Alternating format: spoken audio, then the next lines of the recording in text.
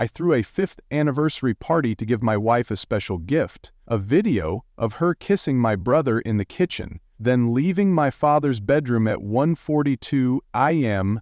Email, I didn't say a word. I just pressed play. I'm Dylan Carter, 33, construction engineer living in a small Ohio river town where folks greet each morning and believe family is sacred. I believed that once. I'm the middle of 3 brothers. Brandon, my eldest, was always the star. Handsome, charming, in media, loved by all. My youngest is in college, distant from family. Me?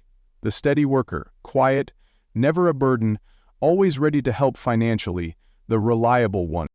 My mother died early from illness. After that, my father, Henry, lived quietly alone until a mild heart attack. By then, I'd been married to Melissa for nearly 2 years. I suggested he move in. He's old. I'll fix the downstairs room, I said. Melissa nodded. Don't worry, he's your dad, he's family. Her smile made me believe I'd married the perfect wife. Melissa wasn't strikingly beautiful, but she was hardworking, thoughtful, attentive to small things. She left notes in my jacket, cooked warm dinners, gently urged me to rest. I thought, she's the best part of my life. But the loveliest things break easiest. I didn't uncover it all in one night. Great tragedies start with small details. First, the office wall clock. One day it stopped. When I took it down to change the battery, I noticed faint scratches on the back, like someone had opened it carelessly. Odd. But not enough to suspect. Then Brandon started dropping by unannounced. No warning, just passing through, often in the afternoons when I was at the site. One day, I came home early, around 5 p.m., planning to surprise Melissa with dried lavender she loved. I was the one surprised. Opening the back door, I heard laughter. Not Melissa's usual laugh with me. It was soft, suggestive. A man's voice responded. Brandon. I crept closer, hiding by the door. Brandon stood close to Melissa. They didn't touch, but their eyes, like secret lovers. Melissa lightly adjusted Brandon's collar, murmuring something. He grinned. I said nothing, didn't barge in. I stepped back, pulled out my phone, and snapped a photo. Then I sat in my truck for nearly 30 minutes. The lavender lay on the passenger seat. That night, Melissa acted normal. She greeted me with her gentle smile, served dinner, chatted about work. Brandon played it cool, then left, saying he was meeting friends. I didn't sleep. I stared at the ceiling, one question in my mind. Why do the closest betray first? I took action. Not the movie style rage or smashing things. I hid a camera in the kitchen clock, another in a hallway vase. I tucked a mic in the bedside lamp, another in the office. I logged everything. Times, words, Brandon's visit frequency, Melissa's expressions when I mentioned family. Then I saw something worse than I'd imagined. One Saturday morning I checked the previous night's footage. At 1:42 a.m., Melissa walked out of my father's bedroom. Thin robe, barefoot, head slightly bowed. She quietly picked up her slippers, glanced around, and returned to our room. Like it was routine. I couldn't believe my eyes. I rewatched 3 times. I didn't scream, didn't yell. I poured a glass of water, drank it, then opened my laptop, uploaded the video to a triple encrypted folder. I named it Truth Uncovered. From that moment, I wasn't the same husband. I felt no anger, no pain, just cold, ice cold. I watched them daily like actors in a farce. Melissa still cooked, asked, "How was the site?" Brandon texted like a brother. My father read his paper each morning, sat across from me at meals, silent as if blameless.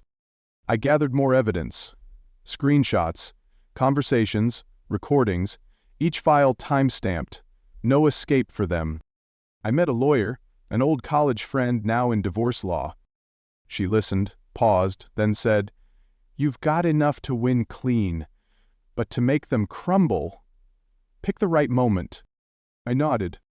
I chose our 5th wedding anniversary. I told Melissa I wanted something special this year. She was surprised, but thrilled.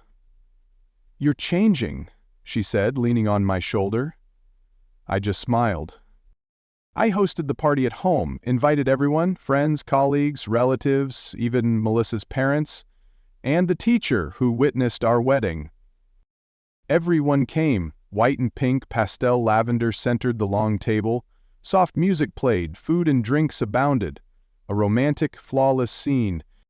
Melissa wore a simple white dress, light makeup, holding a wine glass, standing by me like the perfect wife. "Thanks for this party," she whispered. "Wait for my speech," I replied. "It'll be special." At 1 p.m. I stepped to the podium. Everyone stopped. The garden fell silent. I said, "Thank you all for coming. 5 years is a long journey, not just of love, but trust. Today I want to share a few minutes of truth." I pulled out my phone, pressed play. The screen behind me lit up. Scene 1, Melissa and Brandon, kissing in the kitchen, clearly caught by the clock's hidden camera. Scene 2, Melissa leaving my father's bedroom at 1:42 a.m. Scene 3, Brandon's recorded voice. "Dylan suspects nothing. He's soft." Melissa's, "A few more weeks. I'll divorce. You handle the rest." Gasps. Shocked whispers. Brandon dropped his glass. Melissa's face turned ghostly pale. I took the mic. "The wife I trusted, the brother I admired, the father I cared for. Thank you for teaching me that sometimes the betrayer is the one at your dinner table."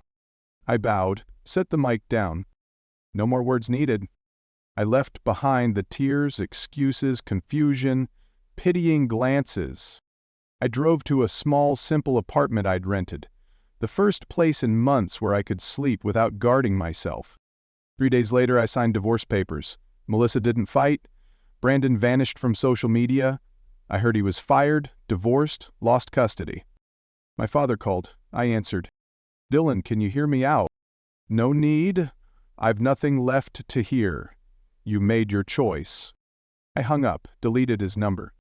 I started over. Each morning I woke early, jogged the neighborhood, brewed black coffee, worked as usual, but for the first time, I lived for myself. I adopted a dog, Leo, a limping, half-blind Labrador, abandoned. He wasn't friendly at first, but slowly, I saw he was like me, hurt, but still capable of trust. I met Claire at an old bookstore. She wasn't as pretty as Melissa, but her eyes listened. We didn't talk about the past, just read, drank tea, walked. My heart felt lighter each time. One spring morning, I got a letter from Melissa. Brief. "I won't apologize again. I'm not worthy. But I understand why you stayed silent. You don't have to forgive. I just want you to know. I lost everything by losing the kindest man who loved me." I folded the letter, didn't burn it, didn't tear it. I placed it in a wooden box. A lesson. Today, walking Leo by the river, Claire beside me, hand in hand, I don't think of Melissa, or Brandon, or Henry. I think of one thing. They could take my love, but my self-respect, I never lost it. And that is what saved me.